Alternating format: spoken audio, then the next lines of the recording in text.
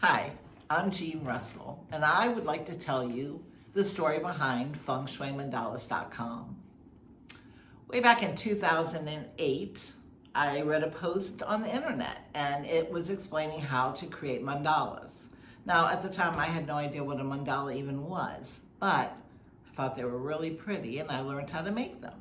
This was around Christmas time, and I was broke, and I wanted to give a nice present to my friend Kim, and I thought, wow, mandala would be a great gift.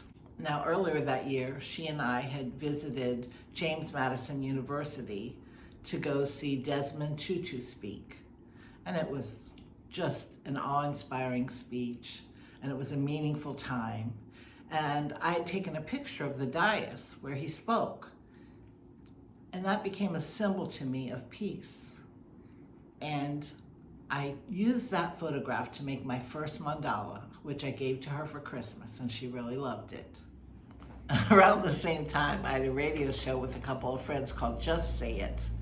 And one of our most popular guests on the show was Sandra Rittenauer of Peace and Plenty Feng Shui. Very down to earth, not at all what you'd expect with a Feng Shui consultant.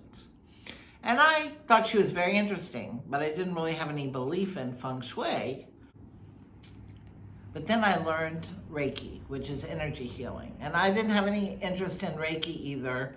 My cousin had asked me to take a class because my uncle was sick, and I wanted him to know I loved him. So I took a weekend class, and what happened was, over that weekend, a rash that I had had for over a year disappeared. And that made me more open to the idea of energy having some kind of power. And so the next time that Sandra came on the show, I paid more attention and I was more receptive to the ideas that she talked about. Eventually, I even hired Sandra to come to my house and consult with me. At the time, my most pressing concern was income.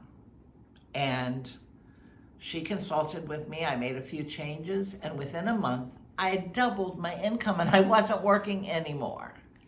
So I became a big fan of Feng Shui from that moment on. One of the things that Sandra said was an issue was art in Feng Shui, because sometimes it had unintended consequences.